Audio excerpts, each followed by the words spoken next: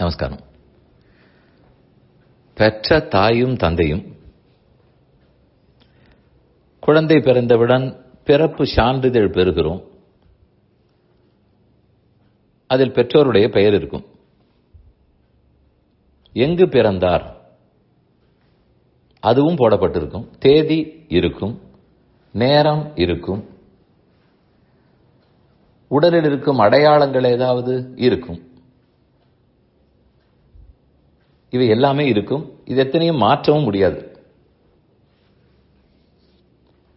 பிறந்த தேதியின் நேரமும் மாறுமா? இடம் மாறுமா? பெற்றவர்கள் தான் மாறுவார்களா? இத்தனைக்கும் அதற்கு பிற்பாடு அந்த பெற்றவர்கள் ஒருவேளை சிறு வயதில் விட்டு போயிருந்தோ இறந்திருந்தோ மற்ற பேரெல்லாம் வளர்த்திருந்தாலும் அப்போதும் பெயர் மாறாது. அதே பேர் தான் போட்டு இருப்பார். அதுதான் பர்த் சர்டிபிகேட்.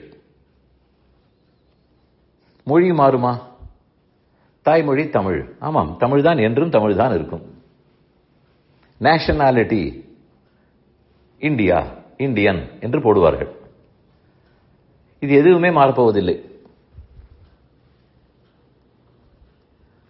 ஆனால் பிறந்தபோது எந்த மதத்தை சார்ந்தவரோ, சனாதன தர்மத்தை சேர்ந்தவர் என்றால் அதுவும் மாறக்கூடாதே. தாய்மொழி, தாய், தந்தை, தாய்நாடு, இது எதுவும் மாறவில்லை. பின்னர் மதம் மட்டும் தாய் மதம் எப்படி மாறும்? மாறக்கூடாதுதான். ஆனால் மற்றவையெல்லாம் உடல் ரீதியாக ஏற்பட்டவை. மத மாற்றம் என்பது மன ரீதியானது. மனமாற்றம் வந்து விடுமானால், நம்பிக்கை மாறிவிடுமானால் மதத்தையும் மாற்றிக்கொள்ளலாம் என்று அனுமதிக்கிறார்கள். அது சரியா?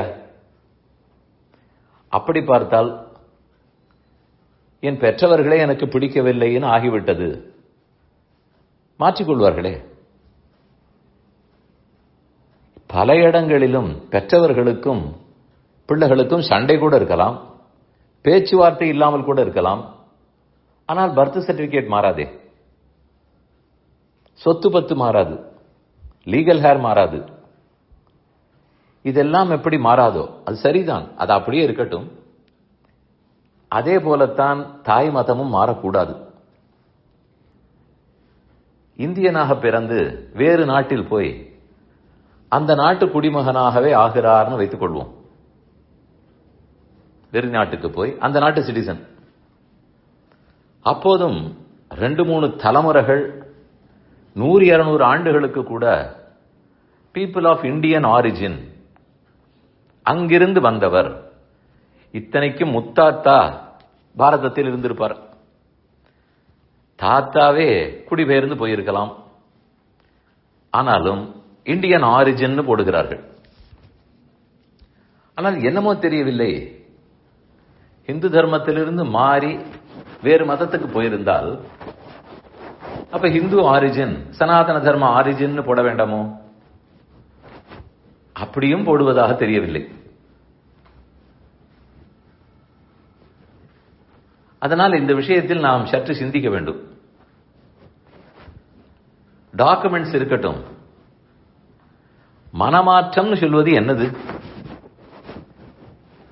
என்ன 2 மதத்திலும் உண்டான தத்துவார்த்தங்களை எல்லாம் விசாரம் பண்ணி, ரிசர்ச் பண்ணி, அனலைஸ் பண்ணி, இந்த தத்துவம் தான் எனக்கு பிடித்திருக்கிறது இப்படி நினைத்தா மாறுகிறார்கள்? அது வெகு குறைவாக இருக்கும். அப்படியே ஒருத்தர் பிரச்சாரம் பண்ணி மாற்ற வேண்டும் என்றாலும் அவருக்கும் அது அவ்வளவு ஆழமாக தெரியுமா? சந்தேகம்தான். சரி, ஏதோ எடுத்துரைப்பார்கள். இது சரி, இது தவறு, உன் மதம் தப்பு, இந்த மதம் சரி, ஏதோ பேசுவார்கள். அதே போல் நம் பெற்றோரை பற்றியும் சொல்லலாமே. நல்ல வேளை அதை யாரும் சொல்ல முற்படுவதும் இல்லை, எடுபடாது. சமுதாயத்திலேயே, சமூகத்தில் பெற்றோர் மாற்றம் என்று ஒன்று இல்லவே இல்லை, ஏற்றுக்கொள்ளப்படவில்லை.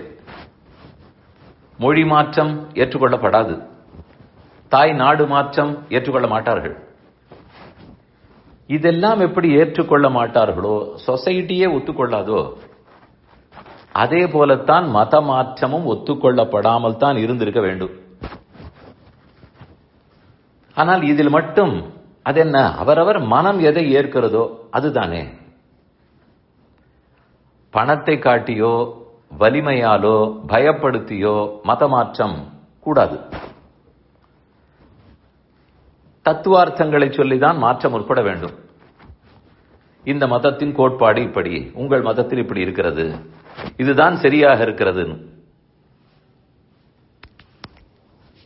ஆனால் அப்படி சொல்லி நாம் அதை கேட்டு அது ரெண்டையும் ஒப்பிட்டு பார்த்து அப்புறமா மாறிக்கொண்டிருக்கிறார்கள். அதெல்லாம் அவ்வளவு எளிதில் உலகத்தில் நடக்காது. கொஞ்சம் இம்பல்சிவாகத்தான் முடிவெடுப்பார்கள். அதற்கு வழி மெதுமெதுவே நாம் தான் புரிய வைத்தாக வேண்டும். எப்படி தாய்நாடு, தாய்மொழி, பிறந்த இடம், பெற்றவர்கள், இதிலெல்லாம் மாற்றம் கிடையாதோ, யாருமே அதை பற்றி பேசுவதில்லையோ, அதே போல தாய் மதத்திலும் மாற்றம் இல்லை, இருக்க இயலாது.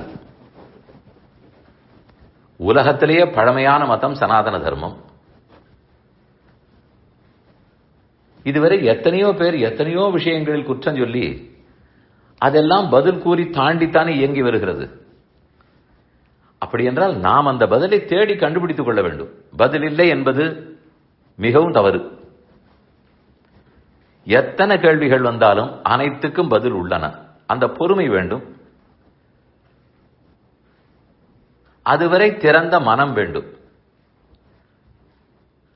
உடனுக்குடன் நான் எந்த மதத்தில் பிறந்திருக்கிறேனோ, இதோ புதியதாக ஒருத்தர் வந்து என்னிடத்தில் சொன்னால் அது முழுவதுமாக எனக்கு புரியும் வரை நான் பிறந்தது மதம் எதுவோ அதில் தான் சார்ந்தவனாக இருக்க வேண்டும். பக்ஷபாதத்தோடு இருக்க வேண்டும், பார்ஷியலாகத்தான் இருக்க வேண்டும். நான் அந்த சமயத்தில் எல்லா மதத்தையும் இம்பார்ஷியலாக வைத்து பார்த்தேன். அது சொல்ல முடியுமா? நம்ம பெற்றோர் பேரிலேயே ஒரு குற்றம் ஒருத்தர் சொன்னாலும் அடுத்தவரையும் நம்ம பெற்றோரையும் சமமாக வைத்து ஒப்பிட்டு பார்த்தா முடிவு செய்வோம். பெற்றவர் பெற்றவர் தான், அங்கு பார்ஷியலாகத்தான் இருக்க வேண்டும். இம்பார்ஷியலாக, நடுநிலையாக இருந்தேன், அந்த வாதமே செய்யக்கூடாது, எடுபடாது, செய்வதில்லை. அதே போலத்தான் நம்முடைய தாய் மதத்தையும் நடத்த வேண்டும். அந்த உறுதி உள்ளத்தில் இருக்க வேண்டும் வேண்டிக் கொள்கிறேன்.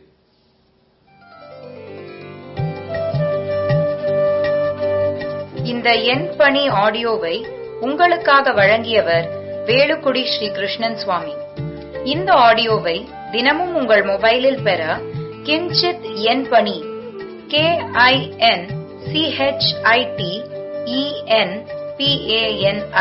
என்ற ஆப்பை கூகுள் பிளே ஸ்டோரிலோ அல்லது ஆப்பிள் ஐஸ்டோரிலோ டவுன்லோட் செய்து கொள்ளவும்.